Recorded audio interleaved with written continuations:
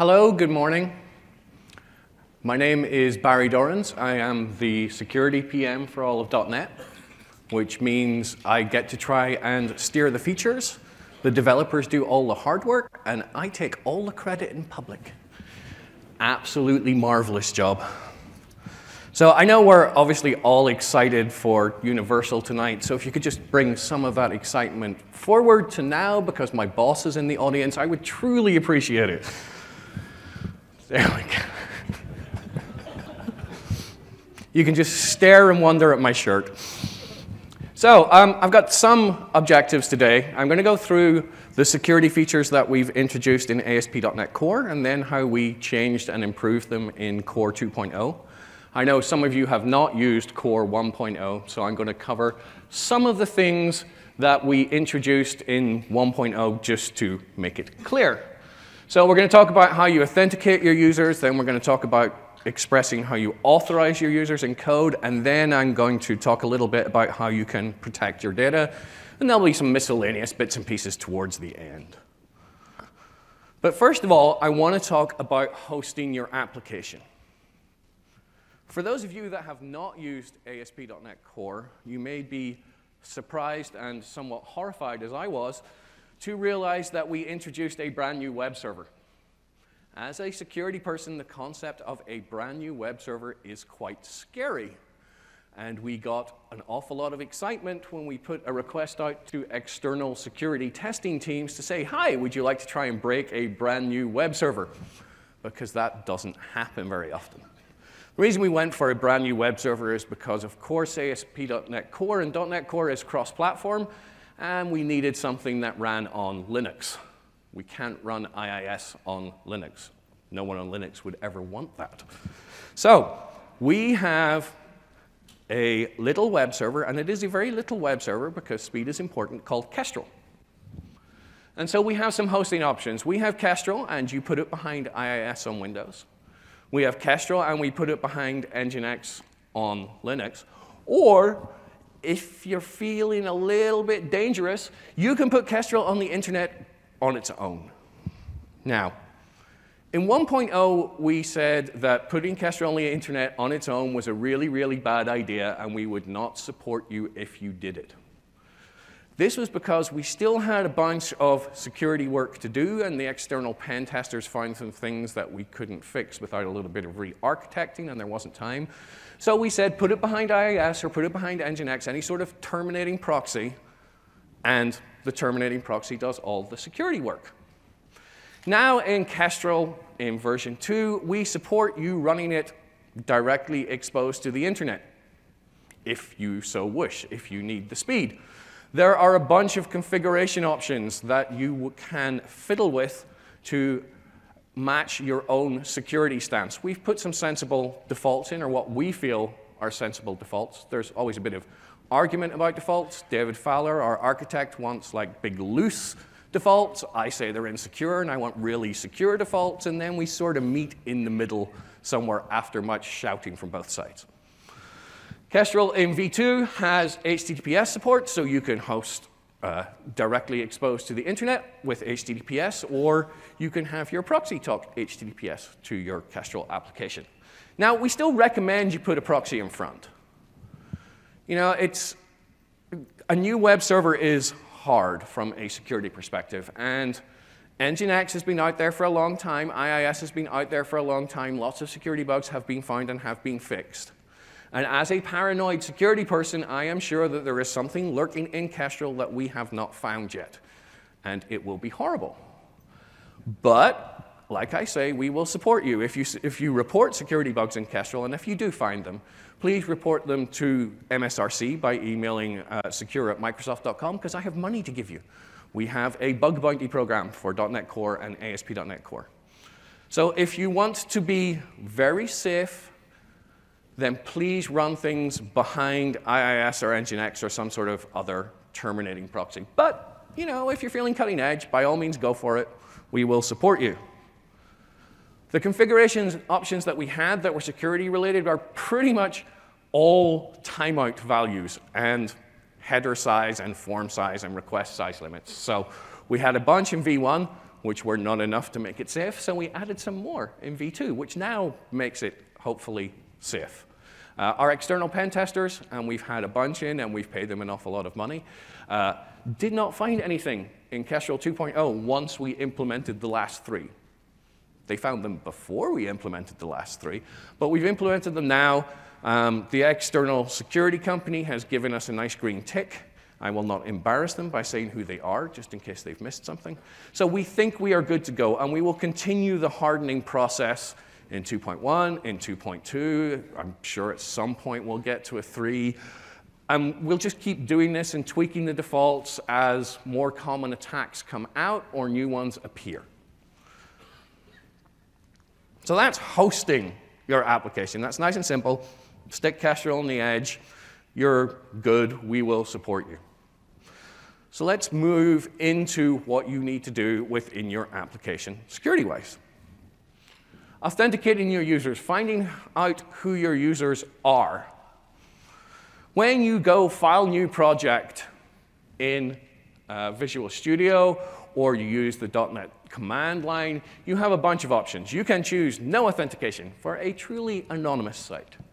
You can choose individual user accounts, which is where we hold all your user information in a local database, and you must manage and protect that yourself. Then we have work and school accounts. That's Azure Active Directory. We have Windows authentication for those people who are in a Windows domain. So that's where you can point someone to your website, and it will automatically log them in if they're logged in your domain. And we have social authentication. Although, you know, as a developer, I'm not a particularly social person, so I'm not so worried about that. But you can log in. By default, we give you support for Facebook, Twitter, Google, Microsoft account. Now, there are an awful lot more social networks out there, including ones that I have never heard of. And there is a GitHub project run by a couple of MVPs that provides you with strongly typed versioning information for each of those weird social networks that are out there. So if you are worried about that little social network for sheep farmers in Albania, it will probably be in this contrib provider.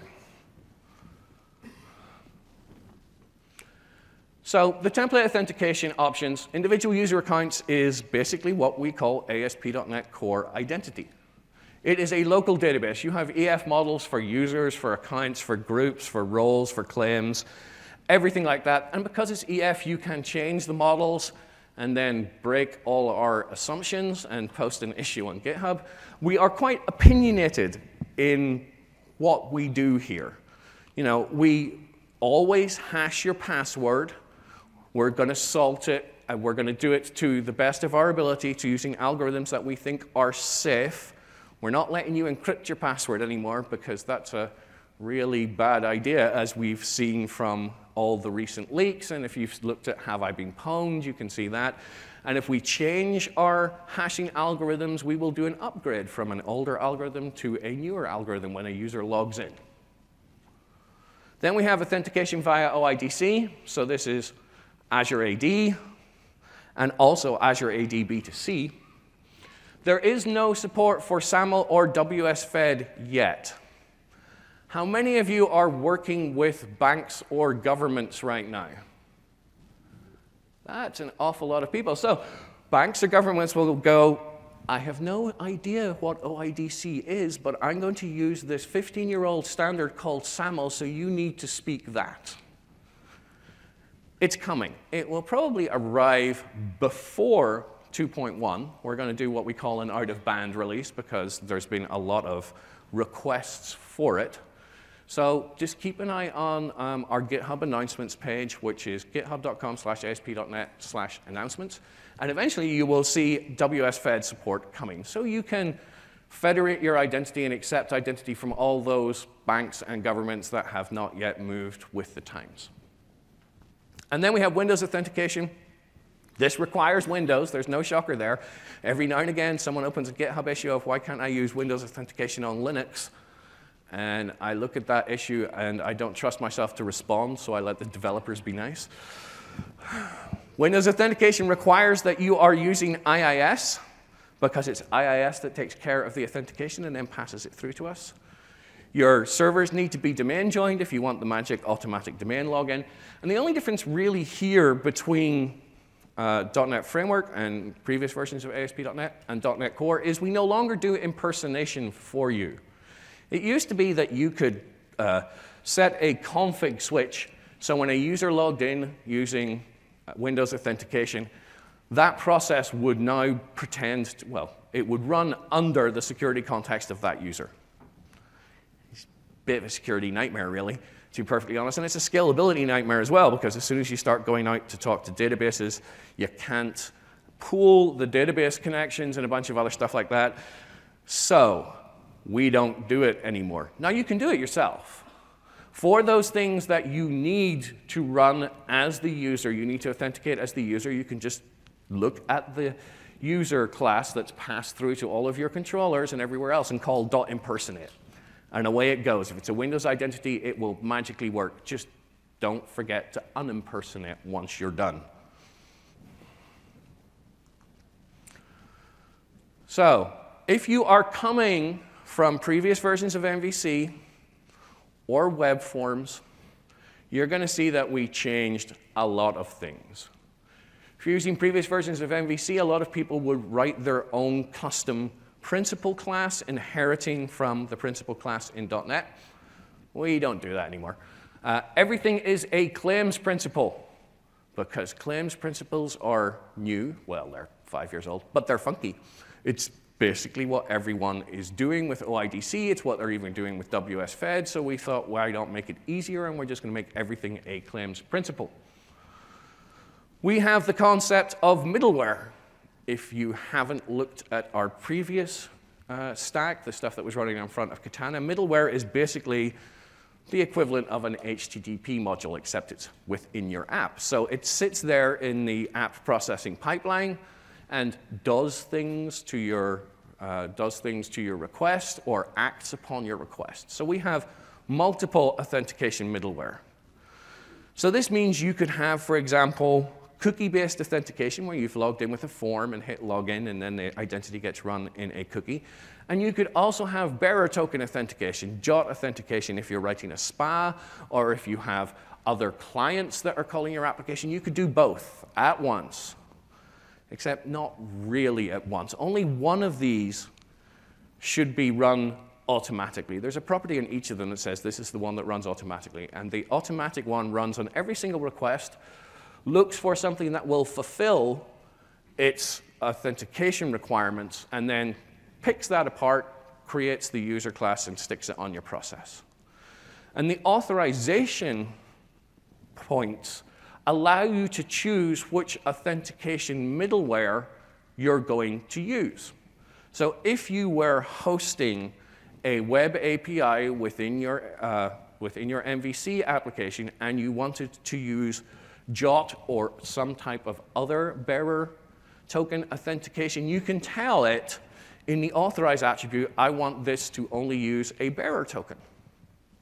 Because we all should be using bearer tokens for web APIs, because it gets rid of CSRF vulnerabilities and a bunch of other stuff. But we have not made that easy for you, and I will come on to that in a bit.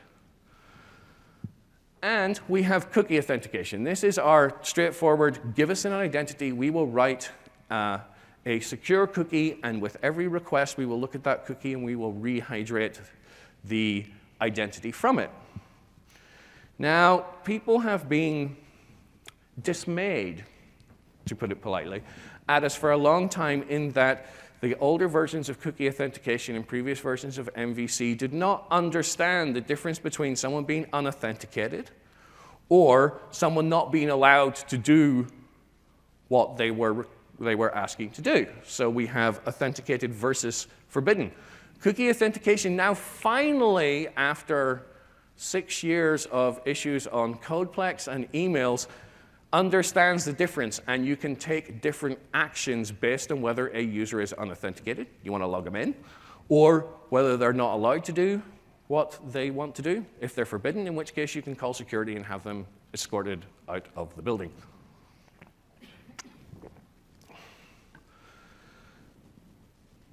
Now, in ASP.NET 2.0, we tried to correct some of the mistakes that we made in 1.0.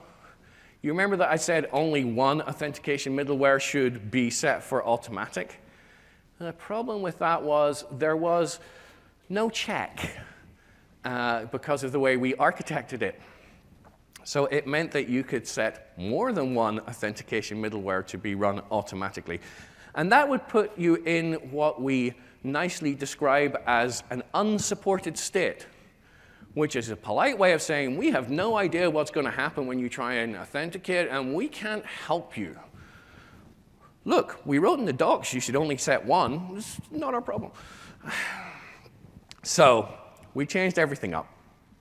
There's no concept of authentication middleware in ASP.NET Core 2.0. There is a single authentication service, and you plug a bunch of little services into that service. So you say, I want to use authentication, now I want to use cookies, and I want to use Bearer, and I want to use Facebook, and I want to use Twitter, and they all sit inside this authentication service, and because they're in one place, we can finally say, you can only use one of these services as the automatic service, and you set that up in configuration, and I'll show you how we do that in a little bit. So we no longer enable you to get into an unsupported scenario which caused people an awful lot of grief. So this is the active versus passive. Like I say, it sucked, and it now sucks less. Not going to say it doesn't suck, because I'm sure some of you will look at this and go, no, that still sucks. At which point, just post issues on GitHub, and we have a weekly identity and a weekly security triage, and I look at the issues on GitHub, and then I assign them to the developers, and they do all the hard work, and when it comes back fixed, I go, yes, look, I fixed it. And then finally, we have two-factor auth. For a long time, our only support for two-factor auth was sending text messages. If any of you have been paying attention to some of the security news, you will know that sending two-factor auth tokens via text messages is a horrendously bad idea these days, because there are protocol vulnerabilities in the roaming pieces where you take your phone and go abroad, and the network says, hi, I've got this now, send all the text messages my way. There have been some very interesting and fun attacks where someone has set up a fake mobile phone provider and said they're somewhere in the Bahamas or in South America, and said, right, so I've just taken over this US telephone number, send me all the text messages. There have been quite a few instances of this recently where people have had their two-factor auth set to phone against their Gmail account linked to their Bitcoin wallet, and then their phone number has been public, and you can see where this is going. People have lost their Bitcoins, which I find incredibly funny, because then they start saying the government should step in, even though the whole point of Bitcoin was it was supposed to be a government-free Never mind. Don't use text for sending two-factor auth, and don't use email either. That's just even worse. Doesn't Microsoft still support text messages? They do, as a fallback if you don't install the Authenticator application. And so what we did was we added support for Authenticator applications. Now, any Authenticator application that follows the RFC, not just the Microsoft one, we're not that cruel. We're not going to make you install a specific piece of Microsoft software for this. You can use the Google one if you wish. It's what I use, except for Azure AD, because that does require the Microsoft one. So let us flip over, and you can see my stunning design skills for demos. If you've been paying attention, you are kidding. I built this not half an hour ago. Oh. You have nothing to restore. You are an absolute liar. You see, it didn't even restore anything. Did you see that? It was lying. No! This is going to be great, yes. And of course, my boss is in the audience. Let's just. Why are you not restoring your packages? Open the Visual Studio Options dialog. Tools, Options. Package Manager is somewhere. Oh, yeah. That was my boss, I think. Package Management, Web Package Management, Package Restore. Oh, look, it's all set to true. You liars. Allowing you get to... Oh. You know what? Maybe if I just pull the network, it'll shut up. I literally ran this like 20 minutes ago.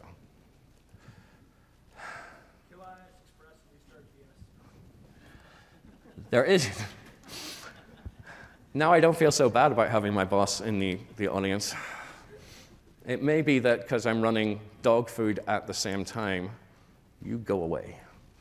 Okay. Oh, I can't wait to see the feedback from you lot for this. Just remember, I'm a security person. If you have put your URL in your profile, that would be me. Build started. You do not need to build. Wow. So my mother watches these videos because she's very proud of her son. She's going to go, why are they clapping? It's because of my shirt, Mom. OK.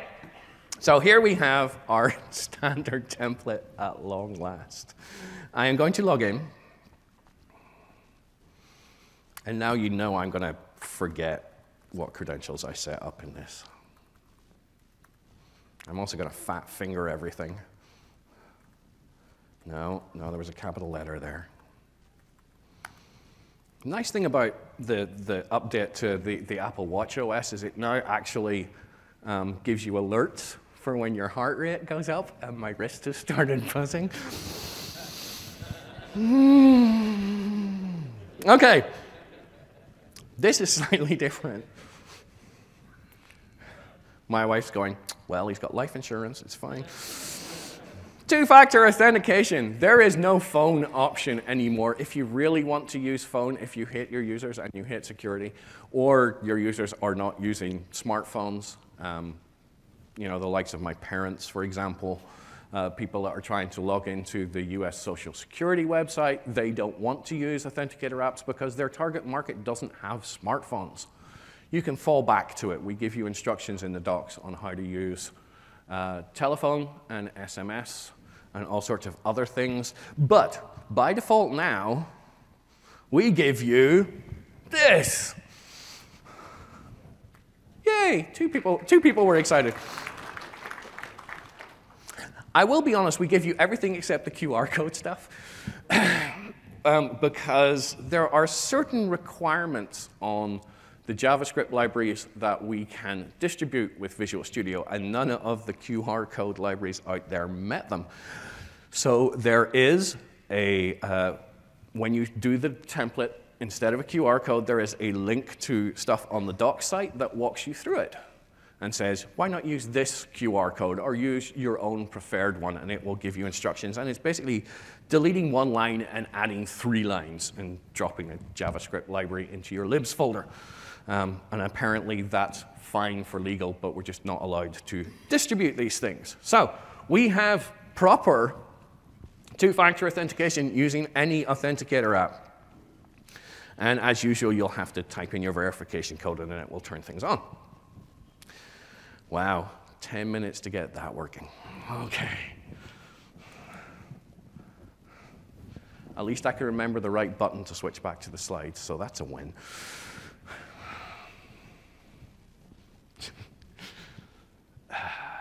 Yes, we've had the demo. It didn't work. They all know. Move on. So this is how you would configure authentication in version 1. If you have been using ASP.NET Core, this will be familiar to you. If you haven't, this is all going to be new. And you have a lot of catching up to do because we made an awful lot of changes. So you just add cookie authentication into your app. And as you can see, we now have different paths for access denied, which is forbidden, versus login path, unauthorized. And here we have setting the authentication scheme name, which is just a label that you can then use in your attributes or in your policies to say this is the login piece that I want to use. And we had automatic authenticate and automatic challenge on every single piece of middleware, which was dumb of us. In 2, it has changed. We've obsoleted the old stuff, so you'll get a warning, and you will get a link to a page on the doc site that shows you how to migrate that I made the developers write. I love the identity developers. They say to me, we can't write documentation because English is not our first language, and you should do it, despite the fact that they speak better English than I do, and they can spell in the American way. So now I'm actually making them write documentation with a great big grin in my face. They can't use that excuse anymore. They use that excuse for not putting comments in all their code, so I have to comment everything, but I'm making them write the docs as revenge. So in version 2, and you should all be moving towards version 2 by now, you basically, in configure services, you add the authentication service. As you can see, there is one central place to set the default authenticate scheme, the default sign-in scheme, and the default challenge scheme, and I'll come on to what those are in a minute. And then you add each of the authentication. It's not middleware anymore, it's the authentication services. So you will add cookie to it, and then you do add Twitter, and you do add Facebook, and so on and so forth. And then in the configure function, you have to remember to do app.useAuthentication. Otherwise, nothing works. I mean, well, everything will work, it's just you'll never get prompted to authenticate, so none of your authorized attributes work, which is a little bit embarrassing. Not what you want. So there are multiple ways to configure this, and trust me, this was easier than it was before. There is a default scheme where you have just cookie authentication, or you just want to use Facebook, or you just want to use Google. You have default authenticate. That's the one that runs on every single request and looks for whatever fulfills its requirements and constructs an identity out of it. We have default sign-in, so that's when a user hits a sign-in, so they want to go to login. And then there's challenge, which is what happens when you hit the authorized attribute and we go, this person may not be logged in, let's go through that flow. In version 1, you can do all this manually. You do context.authentication.authenticate. In version 2, we decided to move things because we like making stuff hard for you. So you just call context.authenticate. There's no authentication in there, and it's a different namespace. If you're doing the old stuff, we will give you warnings in your options or in your output window on Visual Studio, which will probably go a lot faster than the warnings that say NuGet can't restore anything because you're plugged into a network cable. And then we have do it yourself. Now look, I understand that a lot of you have a large investment in your own authentication databases. And you don't want to move to ASP.NET Identity, or you don't feel that ASP.NET Identity is suitable for your needs. So you roll your own. Now we can sit here and we can argue whether that is a good idea or a bad idea, but generally what happens when people roll their own is they need some way to persist the identity. So it is sent with each request and it is rehydrated with each request. And I have seen some truly dire, insecure implementations of this persistence mechanism. Either people put it in a session and then they don't protect the session cookie, or they drop it in a cookie that is not encrypted. I've seen that a lot, so you can then just edit the cookie so it says, hi, I'm admin. We don't want you to do that. You can use our encrypted and signed cookies with your own bits and pieces. You don't have to use identity. And this is documented, and I actually wrote that documentation, so if it is bad, by all means, you can blame me, and then just file an issue on the docs repo, and I will get it fixed. But we don't want you doing that side of things yourself. We think what we can give you is safe and secure. So the cookie middleware will encrypt and sign cookies if you give it a user principal. Encryption is never enough. You also need to sign the encrypted data so you know that has not been tampered with, and you need to sign it with an authenticated signing mechanism, an HMAC, and we do all this for you. And it uses our data protection stack, which we'll talk about towards the end of the presentation. But that means there is an encryption key somewhere. And so you have to share this key between all your machines. Now, it used to be that was sitting as the machine key element in web.config, but we've got rid of that and made it safer, but a little bit harder to get the initial configuration done, and I'll cover that towards the end. So you can use the cookie middleware, serialize your own identity, and you authenticate subsequent requests. But there is a caveat to this. Once the cookie's on the request, that's what we believe.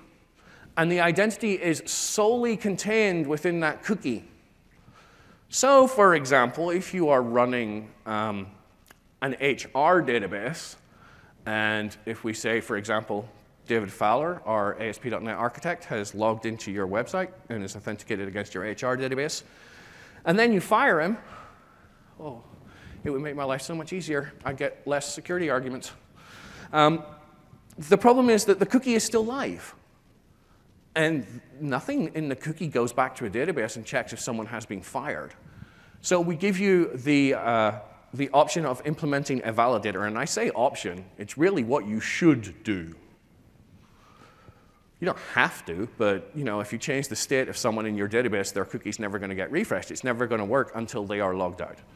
So we allow you to implement a validator. It can either reject a user when they've logged in, it can sign them out, or it can actually update. So for example, if someone was joining a new group within a company, instead of just signing them out, you can go back to your database, realize that their identity and their role memberships have changed, construct a new one, and replace the cookie silently. And this validator runs on every single request by default. Now, I'm sure all of you are looking at me now going, hold on, going to a database every single time is painful. You're right, it is. So it's up to you to choose your own caching mechanism. You know what is best for your scenarios and your websites. You just implement it inside the validator. ASP.NET Identity uses a validator to support things like role changes or claim changes, and we run it every 15 minutes based on the cookie. But you can tweak that if you want more. So I'm going to quickly show how to bake your own cookies. Let's see if this works. Set a startup project. I built you, don't build. Switch my screen. What, so you can see NuGet fail on me? You people are cruel. I remind you, my mother watches these videos. Hey, look, that one didn't compile. OK, so here I have me logging in, and we'll go through the code in a minute. And then I'm going to hit refresh, and what's happening is the validator is keeping an eye on how many times it's seen me, and after 5 requests, it logs me out. And then the login procedure goes, hey, this is now the 2nd time I've seen you, and so forth. So it's not a very pretty demo. If I keep hitting F5, that will eventually change to 2, and so on. The fun part is in the code. Well, I say fun, but I have a strange idea of fun. So first of all, let's look at our account controller. And here is our login. And here I am just ignoring ASP.NET Identity.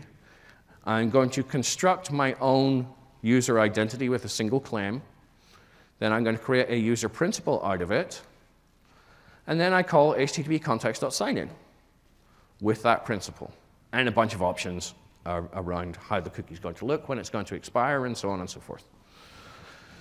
So this is doing it manually, and it will use the same things that we use with ASP.NET Identity. It will be encrypted, it will be signed, it will be secure. And then I have my validator, and my validator is going to increment a count over how many times it has seen me, and then after 5, it's going to forcibly log me out. So it's going to pretend that I'm fired.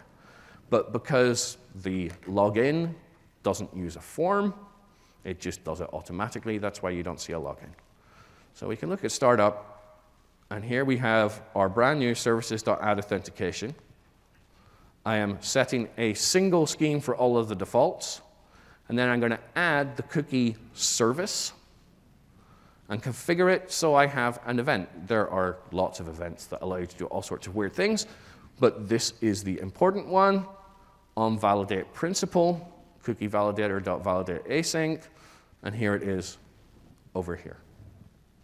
So that allows you to keep your user's identity up to date, even if you are using cookies. If you want to use cookies, this is the sort of thing you need to wire up. As you can see, my demo skills are stunning and very pretty, much like my shirts.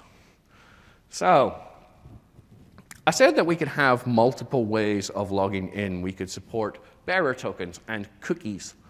And lots of people want this because you bundle all your things in one website. Now, there's an argument that you should put your API in an entire other website and just allow bearer authentication to that, but I'm not going to go into that because it gets a little bit religious in its nature. Some people think that it's a good idea, some people think that it's a bad idea. And I don't want to have that argument. I can quite happily have the argument with you afterwards if you would like an argument. So, in the authorized attribute, you can specify what scheme you want to use.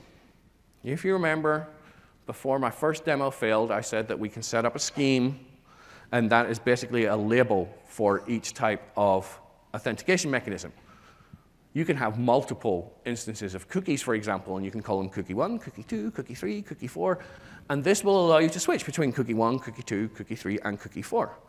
Or in your API scenarios, you have wired up the JOT-bearer middleware, and you just want to allow JOT-bearer, so you put authorized active authentication schemes equals bearer on your API controllers. This is our preferred way of doing this. I have seen some truly strange implementations where people have looked at the incoming path for a request and decided that they're going to manually call the JOT-bearer middleware based on that because the word API is somewhere in the path. We moved away from path-based validation when we switched to MVC because multiple routes allow multiple paths to your controllers. Don't do something like that, please. Use the ability we give you in the authorized attribute and in authentication policies, which is next. That gets really exciting with a demo. Use that to switch between the authentication mechanism you want to use. Don't do weird things based on path, because that is doomed to failure. So, we have some stuff coming up, including a demo that may well fail because it's based on dog food code. And I've already closed my dog food version of Visual Studio because everything was going wrong. We are thinking about identity as a service. Yes, the name sucks. I'm sure you're all aware how bad we are at naming things. I really want this changed, and I am hopeful that it will change eventually. So we have, I'm trying to start my dog food Visual Studio, and it's just going, ha, no. The login flow that we have right now is standard to us. You know that Microsoft sometimes will try and make something a standard that is not really there as a standard. And there is a standard mechanism for login these days. In fact, there have been multiple ones. We've had OpenID. We've had various forms of identity. We've had WS-Fed. Lots of ways of federating your identity, taking your authentication mechanism out of your application and making it the concern of something else. So, we are trying very hard, and I will show you how hard the code is, because this is literally our test harness. So you will see how bad the demo becomes. We're going to look at moving ASP.NET Identity from just running inside your application to running alongside your application. It's still the same process, but rather than just have a straightforward form submit, ASP.NET Identity will now come with an OIDC server, a very basic OIDC server. So ASP.NET Identity will be the backend store. It will be the database for this. But we're going to be using the same flows that you use for logging into Facebook, that you're logging into Google, that you're logging into Azure AD, that you're logging into Azure AD B2C, that you're logging into Identity Server with. So the theory is, if you don't like our service, you can just take app.use identity as a service, or whatever we end up calling it, uncomment that line, and go app.use Azure B2C. App.use identity server. It will sort of, what we're aiming for is a single line to swap things in and out. But the nice thing about having an OIDC service is that you can now write your own mobile clients. You can use this for authentication to web APIs. We had a very basic version of this in .NET Framework MVC. And when we moved to .NET Core, I took a look at that very basic version and went, yeah, we can do better than that. We shouldn't port it. It's just not fit for purpose anymore, and it didn't support OIDC. And so lots of people went, well, when are you going to port it?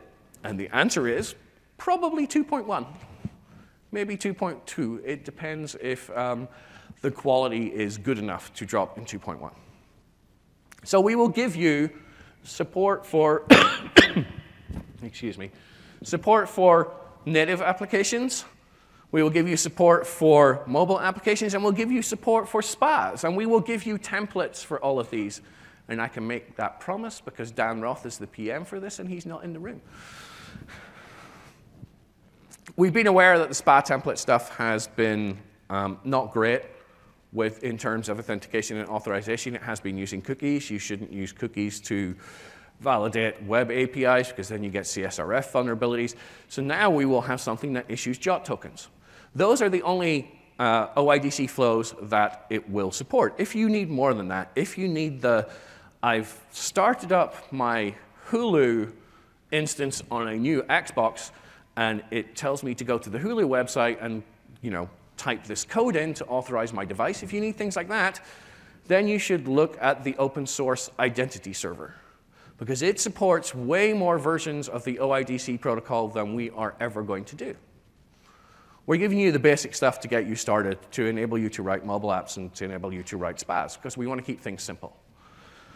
You can also swap out to Azure B2C if you do not want to take care of looking after usernames and passwords, which I suggest is a very good idea.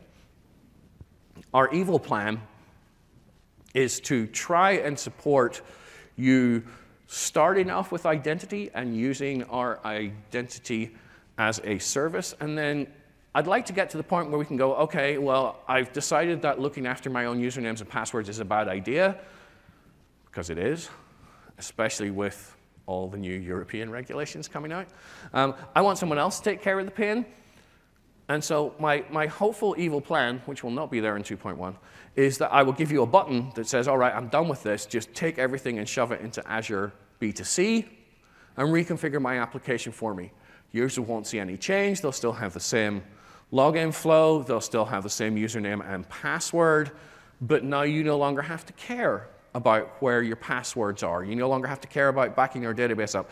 You no longer have to care about your authentication database being breached, which is a very good thing. You just let Azure AD take care of it.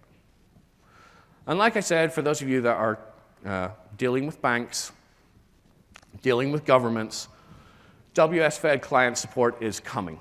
It will probably come pretty darn soon. So I'm going to try and demo identity as a service. Like I say, this is our test harness, which means it's really flaky. And we'll see what happens. Why are you building again? This is currently sitting in our identity repo on GitHub. So you can clone this and then try and run it yourself. Usually it works. It does require the daily build of .NET Core, which is a little bit of a pain to get running, to be perfectly honest. You have to adjust your path and stuff. So this is our stunning WPF side of things. Let's move that over there. But at least it didn't die. So it looks exactly the same. But if I hit sign in, you can see when it eventually starts that, now what was it? Control and 1, there we go.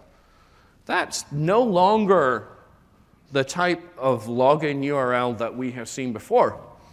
It's an awful lot bigger because it's using OIDC. It still has the same experience for your users, but it's using OIDC. So I can log in.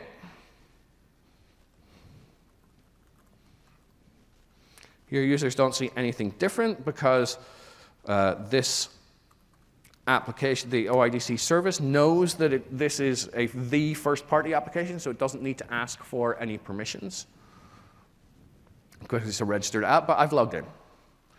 Now, over here is a really stunning debug WPF app. I'm going to hit authorize, and it's using, ignore the red rectangle. This is just for debugging purposes so we know what's happening, but it's using MSAL, which is one of the new versions of the Active Directory authentication pieces, which used to be MSDL, which used to be something else before that, but they keep moving as they add more protocol support, so we're using the latest one. So I can log in with this. Remember, this is my WPF app that's doing this. It will log me in, and if I, come on, zoom in. There we go. We can see at the bottom, it now knows who I am. That's very, very exciting. And perhaps more exciting for some of you is we have a spa app, a very, very pretty spa app, as you can see. So I'm going to hit login. Because I'm already logged in, this is going to pop a window and go away again because I've got the cookie.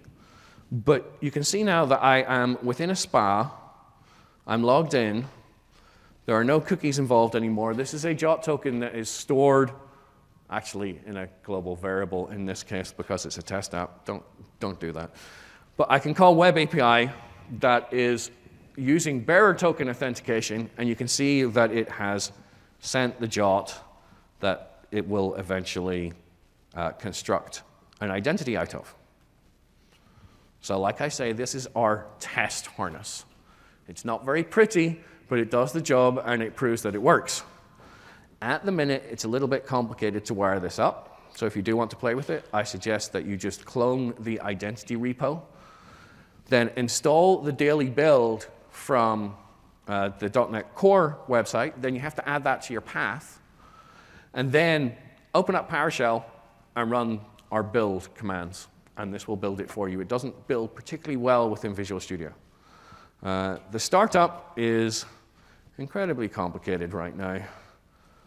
This will eventually be reduced down to one line of code, I promise, so then you can swap things in and out. But as a test harness, we're just using all the various configuration methods, and we haven't written that one line of code extension yet. So we have identity as a service. So you can now use your own database. You can use it with SPAs and get JOT tokens and be secure. You can use it with WPF apps. You can use it with your Xamarin apps on your phone without having to roll your own bits and pieces for this anymore. Does that make you happy?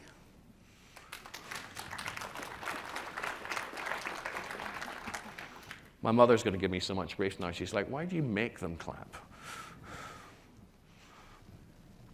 So let's talk about authorization.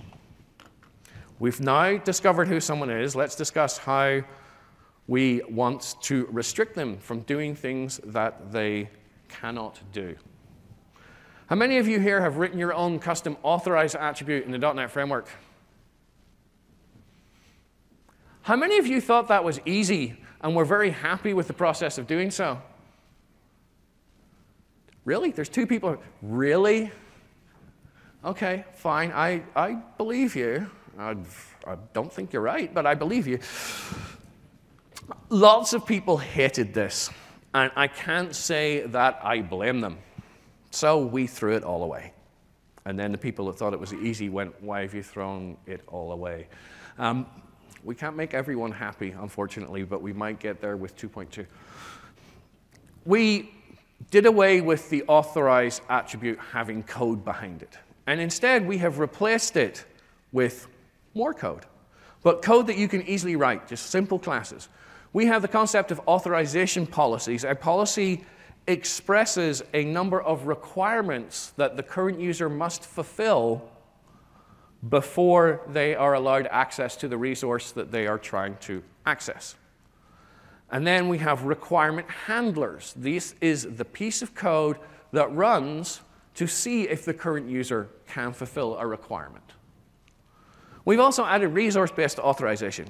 So imagining you were re-implementing SharePoint. There should be cries of horror at this point, but never mind. A user comes along and tries to edit a Word document. You could look, the Word document at that point is the resource.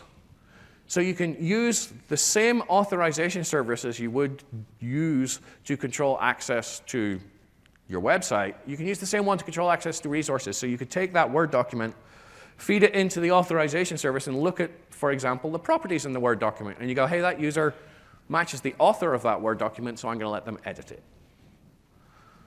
And it's all based in DI. Every time I try and do a live demo of this, I forget to add my handlers to DI, and everything fails, and it takes me 5 minutes, which is why I'm using a pre-prepared demo. No one ever wants to see me live code. I can't even compile half the time. So it's all based in DI, so that means that, for example, in your authorization handler, you could inject a database. So you can go running off to a database and check for more complicated rules. You could go off to some sort of strange middleware that talks to your security badge system and talk to that.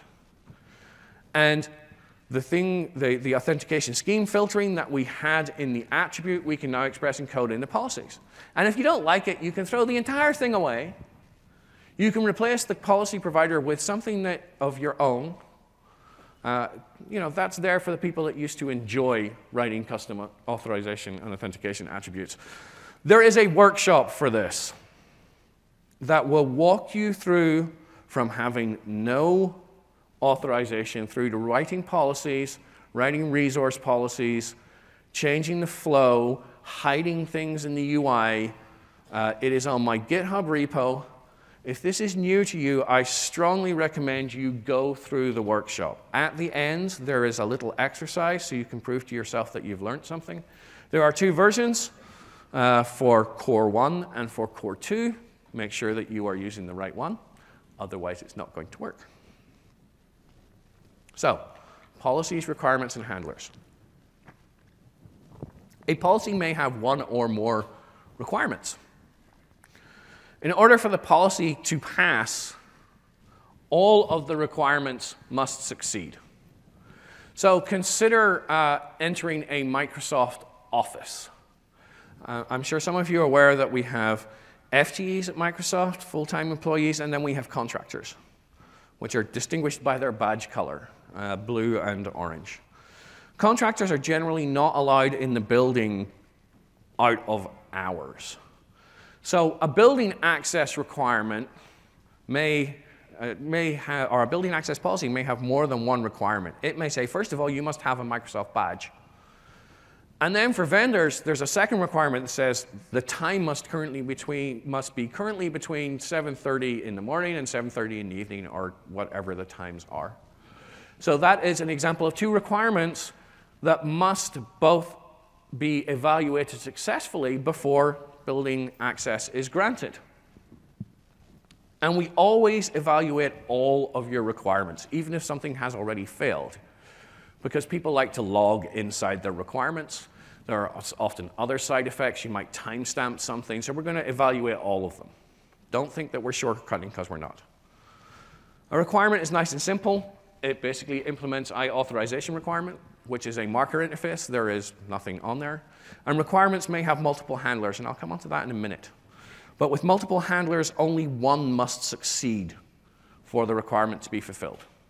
And then you need to register your handlers in the DI system.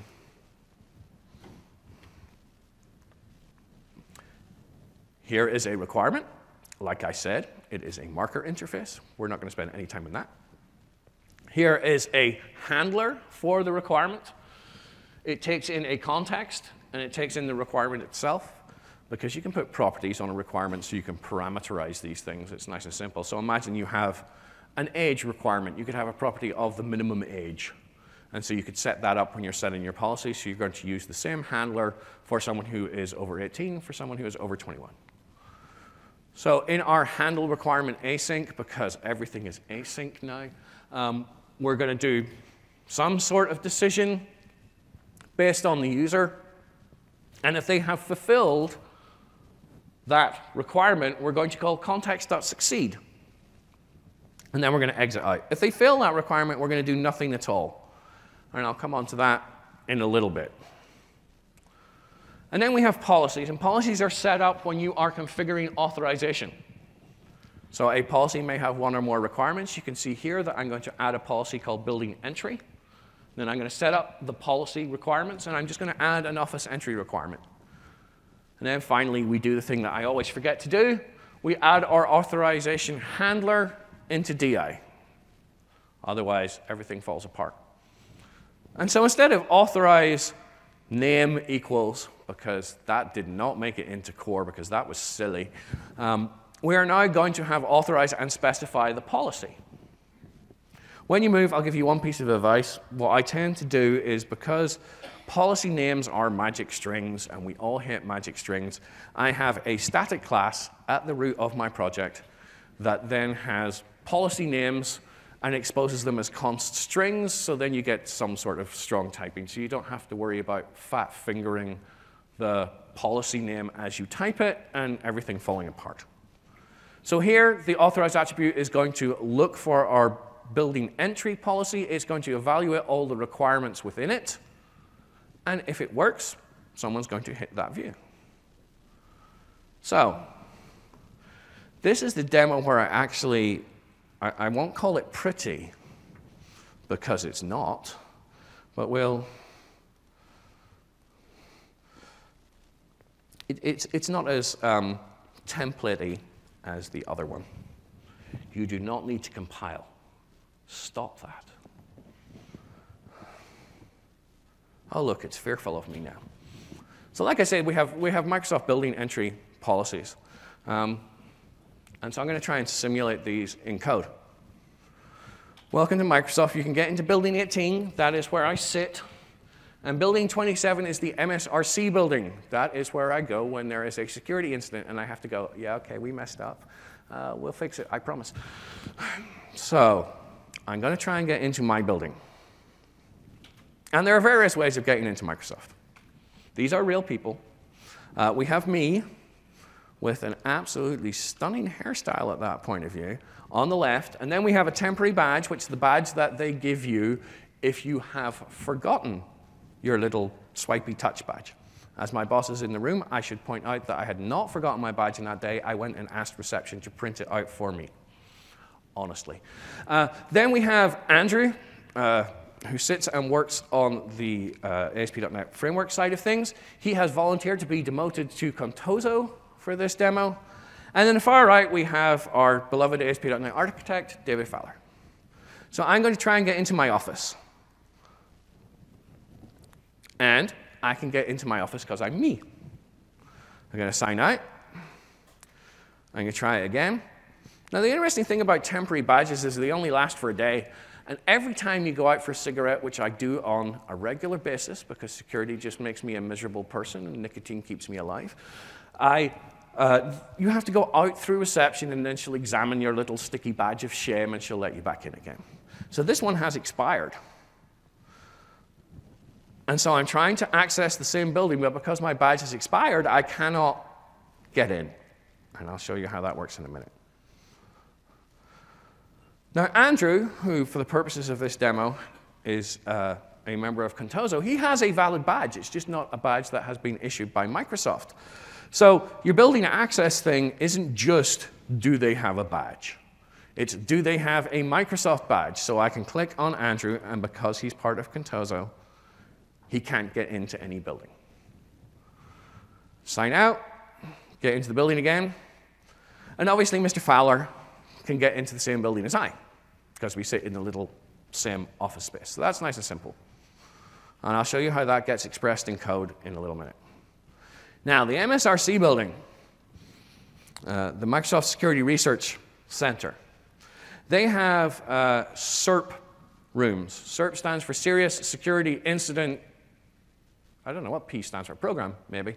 And so they have SIRP rooms. These are the ones where you get a phone call on the 13th of February, just before Valentine's Day, saying, can you come in right now? And you do, and this is the room that you go to. There is very limited access to this room. So if it's outside of normal working hours, I cannot get in. And I can only get in during normal working hours because I have specifically asked for permission to do so. So I'm not doing the time thing, but I'm going to do the badge. So I can get into the SIRP room. As you would expect, temporary pass can't get in. Neither can Andrew. But the nice thing about this room is neither can David. David does not have permission to enter this room because we don't want the long arguments that David and I have about security. So David did have a valid access badge. He can get into the building. He just can't get into that individual room. And I'll show how we set this up in code. Here we have, let's see, we have a room. We have a Microsoft-only handler. We have a Microsoft-only requirement. We have iRoom access. We have building entry requirements. And we have startup. So let's look at startup. We have a policy here for room or for building access that requires a Microsoft badge. So that is our Microsoft-only requirement. Our Microsoft-only requirement has no implementation, but our handler does. So it's going to take a look at the current user. It's going to make sure that they have a badge by checking for a badge ID claim. And it's also going to check that it's a Microsoft badge by making sure that the badge ID has been issued by Microsoft. If you are involved in accepting multiple identities, if you're involved in federating identities in your authorization, make sure that you check the issuer so it's a value that you expect. And then I'm going to go down. I'm going to make sure I'm going to look for a temporary badge for looking for an access expires on claim. I'm going to make sure that that's still valid. So if I have a Microsoft badge, and if it's, it will either succeed, it will go straight to success. If I have a temporary badge and it hasn't expired, I'll also succeed.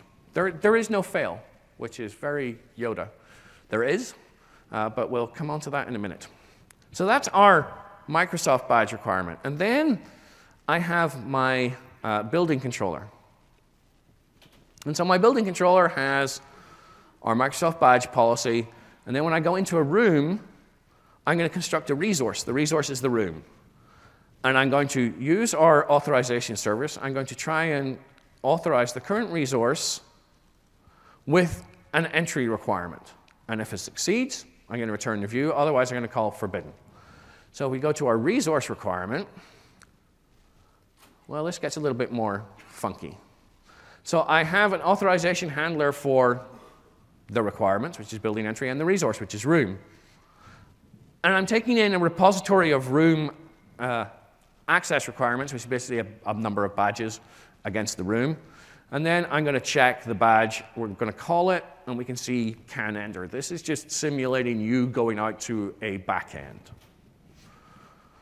So it is honestly simpler, I hope, than you think it's going to be from my explanations of handlers and requirements and multiple bits and pieces. So there are a few things that you should think about. A handler should return context.succeed if it has been successful, if the requirement has been fulfilled. On an unsuccessful evaluation, you should generally do nothing. Because remember, a requirement may have more than one handler. Another handler may well succeed, and you don't want to block that. There may be horrific circumstances where you definitely want to block it. It's like this user has been fired, but not everything has updated, so I want to block absolutely everything. I want to force a fail, even if other handlers have succeeded, or my database server is on fire, everyone should get out of the building, that sort of thing. That is where you call context.fail. But these are exceptional circumstances. You should generally just call context.succeed and let everything else handle it. So remember, your handlers are registered in DI, so you can inject your database, you can inject a bunch of other things. If you are injecting databases, if you're injecting DB contexts, please remember your DI scope. Don't set it as a singleton, otherwise you'll watch Entity Framework fall over, which admittedly is very funny. And like I say, check your claims issuers. And we have imperative checks too. You can inject the authorization service into your controller. You can call authorize async. It's still using the same stuff. It's still using the same handler. You don't have to duplicate code anymore. And if the imperative check fails, you can return forbidden result, and you'll get the nice forbidden page, because, again, we understand the difference between forbidden and unauthorized. If you want to adjust your UI, this is another bone of contention, you can either inject the authorization service into your controller and set a bunch of flags on your view model to show or hide various parts of the UI. Or, if you don't like that and you want to upset people that like view models, you can inject the authorization service into Razor, because Razor supports DI within the UI, which is a little bit strange. You can import it, but you can make calls to authorization, authorize async within your view and show or hide parts of your UI. Now remember, showing and hiding parts of your UI is not sufficient security. If you hide the link to /admin on your website, I guarantee you someone's going to type it anyway. Don't just rely on adjusting your UI. Enforce the policy on the controller as well. And we have resource-based authorization, which I illustrated with the room. So you just pass a resource through, and then you can examine the resource or go off to databases or whatever and do authorization policies, decide if someone is successful or not based on properties of the resource. Multiple handlers make this incredibly easy. So going back to our can I edit this Word document example, you can have another handler for that requirement that says, is this person an administrator? Yes, they can do everything then. And you can apply that as administrator to lots of policies. So you are separating out individual small, tiny requirements and handlers into reusable chunks, so you don't have to cut and paste code everywhere. Example of resource authorization handler. I am not going to go through it because I'm sure you're very bored with people reading out code from a screen. And the other thing, we'll talk about limiting our authentication service in policy. I showed you how to do it within the authorize attribute. Here is how you do it within a policy. Again, this is how you should be deciding when you want to use bearer auth for web APIs, not fiddling around with path. Protecting your data. We have data protection. There's no more machine key anymore. Machine key was a horrible, horrible idea. It needed to go away. It was very hard to rotate. Instead, we have a data protection service. Like machine key, it's aimed at ephemeral data, data that you don't mind losing. But it has a key ring.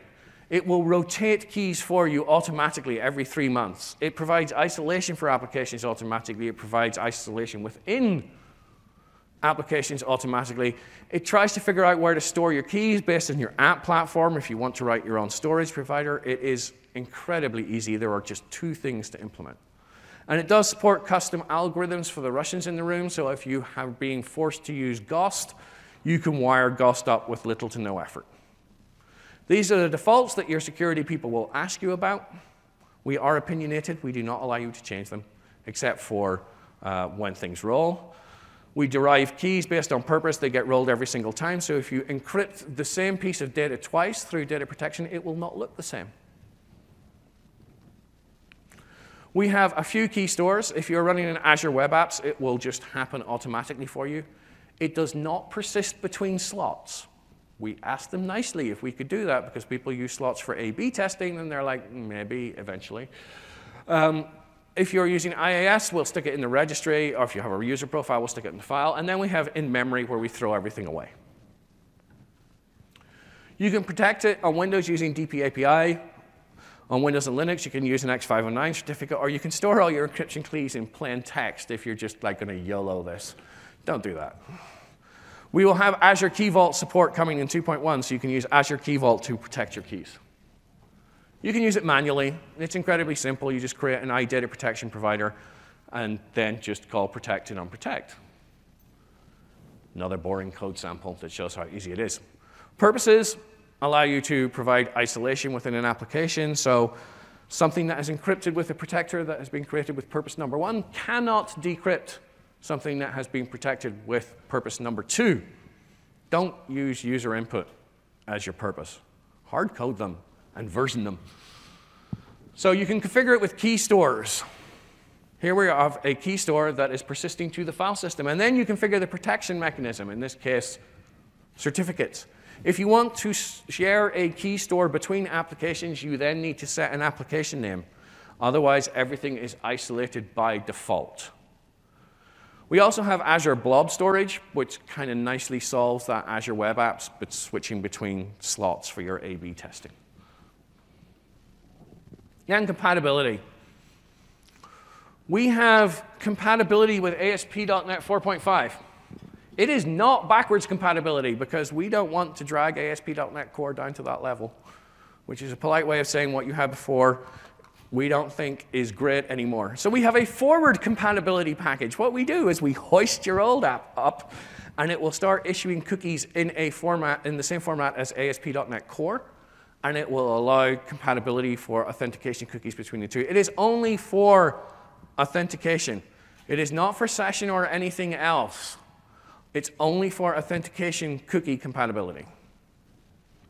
So I have 3 minutes to go, which is kind of great considering there was a demo failure. So I hope that you've now had a reasonable overview of the security work that we have done in ASP.NET Core. You have the ability, hopefully now, to authenticate your users, to discover who they are, then to express what they can do in code without having to write a custom authentication attribute anymore. And you can understand that data protection will manage all of your encryption keys for it. You just have to configure it. I know a lot of you are running out for lunch. At least I am assuming they're running out for lunch, Mother. I promise you. It's not the session is bad. So I don't want to keep you. By all means, feel free to run out for lunch. Otherwise, if someone has questions, please come up to the microphones.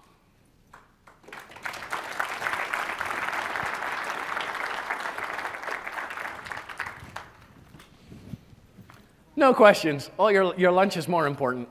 Fair enough. I saw how quickly the vegetarian stuff ran out yesterday, so I can't say that I blame you. Thank you very much for coming. Enjoy Universal tonight.